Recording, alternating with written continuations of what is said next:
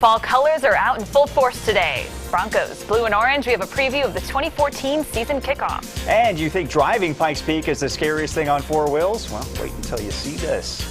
Good evening. Thanks for joining us for KRDO News Channel 13 at 5 o'clock. I'm Jonathan Petramala. And I'm Raina Novini. And first up, we're just about 90 minutes away from the Broncos season kicking off at Sports Authority Field at Mile High, and the road to redemption begins now. We can hope so. Fans have been eagerly awaiting this evening since what can be the understatement of the year, a disappointing Super Bowl.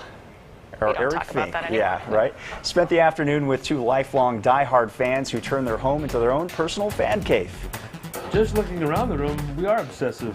My wife and I probably need therapy. Welcome inside Gary and Susan Peterson's home. Check that, fan cave. My wife is as big as diehard as I am. So it's not like she's losing a husband during football season. She's more adamant about it than I am even. I told him, I said, I hope he cleaned up Champ. Gave him a bath. Yeah. A decade ago, this couple's first date, Broncos training camp. At Invesco Field at Mile High. It was really hot that day. It was really hot. We had a great time though. And on their wedding night, two pieces of Mile High memorabilia made their way to the reception. A friend of ours brought in stadium seats from the old stadium when they tore it down, Mile High. And we were able to sit in them at the reception. And it was a surprise for Gary. But he was excited, but he was a little bit disappointed because he thought that maybe... I thought they were a wedding gift. They were a gift. Oh, this is just awesome. And there's this and this. Last week, Gary delved into putting a Broncos puzzle together. Every inch of this den is turned into the Peterson fan cave. This right here is the newest collectible.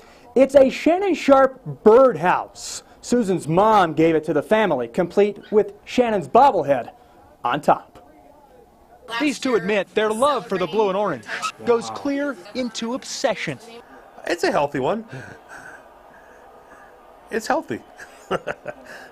In Colorado Springs at the Broncos fan cave, Eric Fink, KRDO News Channel 13. You know, Gary thought about proposing to Susan at a Broncos-Colts game when Peyton was on the opposing sideline. Good thing he didn't, because those were never good games for the Broncos. No, and he told our reporter Eric that he predicted the Colts would win that night, so that's why he decided not to ask her that night. And of course, the Colts did win, so. Wise fan, wise fan. Dang. Well, Yeah.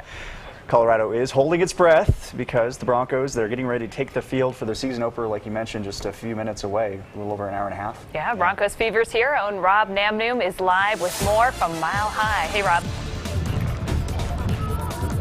Well, you know, Peyton Manning has accomplished a ton in his brilliant football career. But do you know that Peyton Manning has beaten every team in the NFL?